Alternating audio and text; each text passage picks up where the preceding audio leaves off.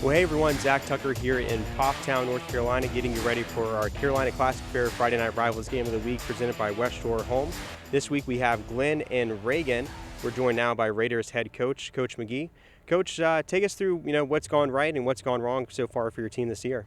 Yeah, so it's been a very humbling 4 weeks for us, but we come out of each week encouraged by kind of what we see on tape and the performance that we've put out. And at the end of the day, obviously we don't have the wins that we like to have, but our guys are getting better each and every day. We're right there in some big-time ball games against some really good teams, and at this point we're just looking to kind of put it all together and finish. Does it feel a little bit like deja vu from last season? You guys had that slow start, but really kind of picked things up in conference play.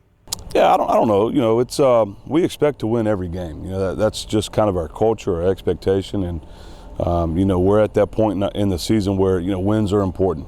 And so it doesn't matter kind of who you play. It's all about how you perform in our group, and that's our focus each and every week, is to be the best we can be. We had the privilege of having Reagan as our game of the week a few weeks back, so we're a little bit familiar with your team. But have you had any players that were really kind of unexpected who have stepped up for your team this year? Yeah, I think you look at our group, and our older guys, or everybody knows about those guys. You knew about a Jacob Smith and a Jalen Moore. You know about Landon Callahan. Stephon Scales has had a really good year for us at the other corner spot, a returning guy for us that's, played a lot of football here. I think our inside linebacker, Leo Hausel-Rajasic, he's a sophomore who played, JV football last year that we've kind of thrown to the fire this year to be a starting inside linebacker. He's gotten better each week. I think you look at our offensive line. Isais Gonzalez has kind of been our returning offensive lineman that was a really good player last year, and obviously he's doing the same this year.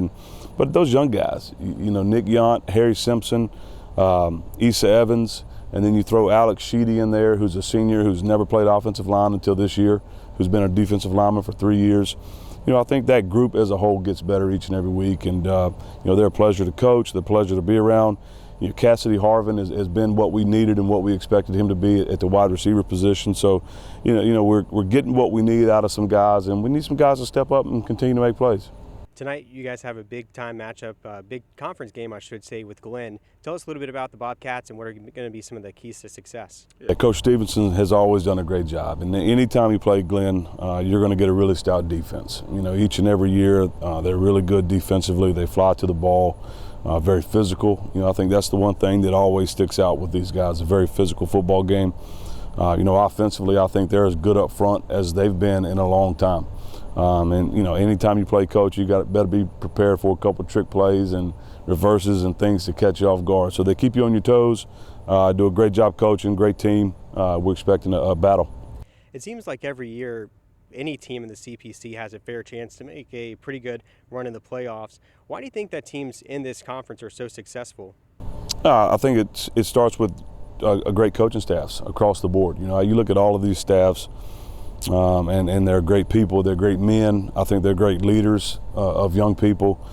They demand a lot out of their guys. I know each and every one of these guys personally, and they're, like I said, they're top-notch people first and foremost. And then you throw in the fact that they're really good football coaches that get the most out of players. Their players enjoy playing for them. And I think when you kind of combine really good coaches with really good players and really good talent that buy into your program and want to be great, I think you have a chance to be successful. The game tonight will be broadcast on My48 all across the Piedmont Triad. How big of a moment is this for your program? Yeah, it's a tremendous opportunity. When you get to play on TV in the game of the week, it's a tremendous blessing. We're very grateful for it. At the end of the day, whether you're on TV or not, we need to find a win. We need to put 4 quarters together. We've put 2-3 quarters together so far, and we haven't put 4 together. So we're trying to put 4 together, and our goal is to be 1-0 at the end of the week. One of our big sponsors helping bring the Friday Night Rivals Game of the Week is the Carolina Classic Fair. And the fair actually kicks off next Friday at the Winston-Salem Fairgrounds. And I've got to ask you, Coach, do you have any favorite fair rides or fair food? Yeah, not a big ride guy, but obviously I don't have a favorite fair food. I think I like them all, which is a part of my problem. But, it's always a great time. My family enjoys going. I have a 6-year-old who loves it. So we're excited to see it come to town. And speaking of food, what can the Raiders expect tonight for their pregame meal?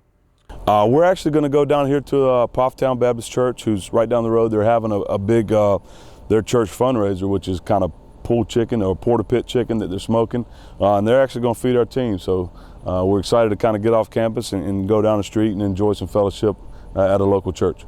Now, your team has scored a few touchdowns this year. Who do you think has the best touchdown celebration? Oh, that's a great question, and I don't know if I have the answer to that. We do a thing on Thursdays where we let all of our offensive and defensive linemen kind of run pass routes, and they kind of score touchdowns, and it's a competition. Quarterbacks throw it as far as they can and kind of run fade routes, and we let those guys do it. So I'd say probably one of our offensive linemen, Alex Sheedy probably has one of the better ones out of the offensive line group. Coach McGee, we know a lot about your success on the football field, but what's maybe a hidden talent that we don't know about you? Ooh, I can't think off the top of my head. You put me on the spot. I don't have many talents, I guess. I love people, man. I love being around people, talking to people. I think a talent of mine is, I could probably spark up a conversation with anybody, any place, anytime, about anything. So I guess that's about as good as I can give you. What is your final message to really all the Raiders fans out there, as you approach conference play and hopefully make that playoff push? Yeah, we're just grateful for the support that we get. Anytime you play here, it's always packed out. It's a great crowd, and our crowds on the road have been really good this year, and support's been great. I think people can see the strides that our program's making and kind of where we're heading with this young group, and just continue support, and it's always good for your fans to know how much you appreciate them. So we certainly appreciate our fans. All right, well, thanks so much for your time, Coach. Thank you, man. Appreciate it, and good luck tonight and the rest of the way this season. Let's go ahead and send it over to Kernersville. Well, hey, everyone. Joining us now, we have Bobcats head coach, Coach Stevenson. And, Coach, your team is off to a 2-2 start this year. Tell us what's gone right and what's gone wrong for your team so far. We figured with so many new pieces this year that getting everybody acclimated on the same page will be a struggle a little bit early on. I feel like we've gone through the preseason, and we came out of preseason 1-2. Of course, we always want to be 3-0, but we learned a lot, and I feel like the guys have become a more cohesive bunch, and we've figured out with the new pieces we have what guys are good at and what they're not good at. So we've been able to move pieces around and try to get guys in the spots where they can be successful. Tell us a little bit about some of the key players on your team this year. I feel like it starts up front on our defensive line with Aaron Boyd and Terrell Patterson and B.J. Godfrey up front. I feel like we will be as good as they go as far as defensively. Behind them, R.J. Jordan has been a 3-year starter for us. And then on the back end, you have Amari Wright. So those are our senior leaders along with B.J. B.J.'s a junior. On the offensive side, Joel Hayes is a critical piece, but we got like a three-headed monster back there in the backfield. So we have Joel, like I just mentioned. We have Craig McGee. We have Adam Alexander, who's been out since first game, but he's made a return. And also we have a young freshman that's going to be really good, Siobhan Martin. On the outside for us, Jazeer Dixon has been a major piece for us. Just a speed guy, a dynamic guy that can take the top off of a defense. And then one of our most important targets will be Karan Miller on the outside. Bigger body, one of the guys in which our quarterback, Jarrell Crawford, tries to get the ball too often. And then up front, Grayson Johnson holds it down for us. Up front, he's talking about Grayson standing at 6'7", 6'8", 315 pounds. Second year playing football, but you wouldn't think so when you see him on the field. So for those guys, man, and we have so many other pieces as well, but those guys up front on both sides of the ball, critical pieces for us. Tonight, big-time conference matchup with Reagan. Tell us a little bit about the Raiders and what are going to be some of the keys to victory tonight. Well, the thing we preached all week was don't be fooled by the record. They're coming to this game 0-4, but they've played 4 quality opponents. You watch them on film, you see that they've been in every game. Josh McGee is going to always have his kids playing hard. They have a defensive scheme which kids are running around and making plays. A couple of D1 athletes on that side of the ball, and then on offense, if you can't stop the running back, you're going to be in trouble.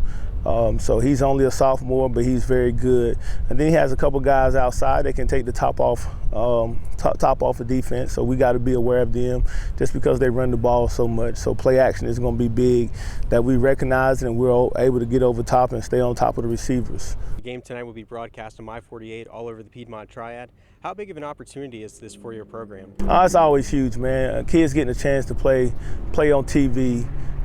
So when you have people that are out of town or not able to come to the game in person, being able to see them on TV is always a good thing. So they're excited about that piece of it, and they should just be excited because we have another CPC opponent in Reagan.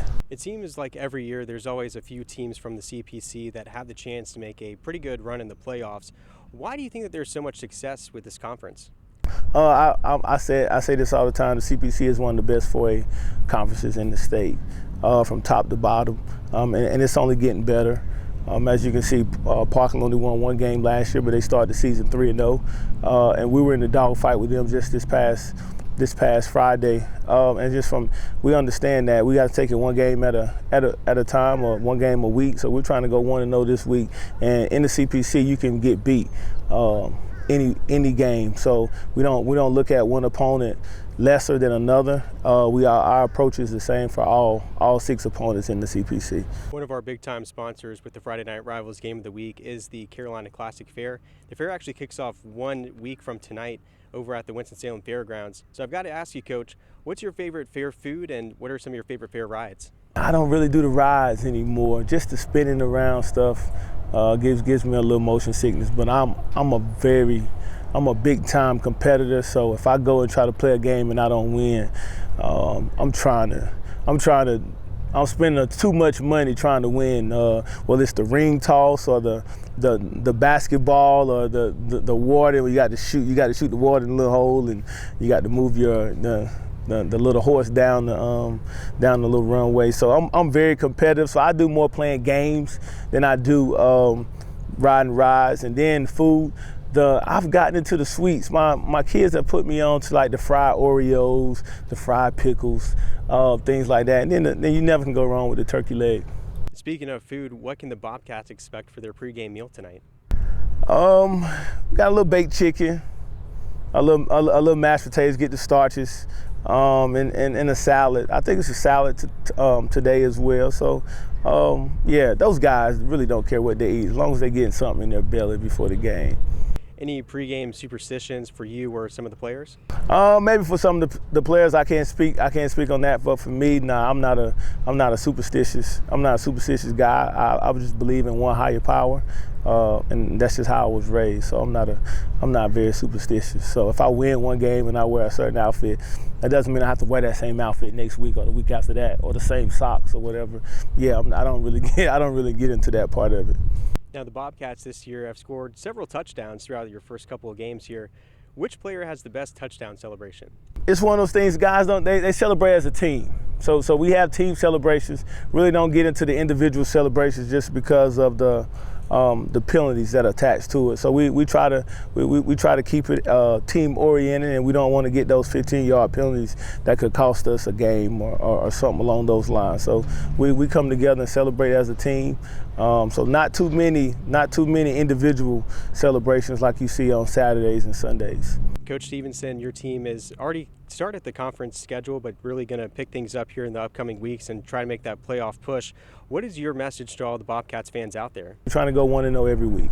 We're not looking past an opponent.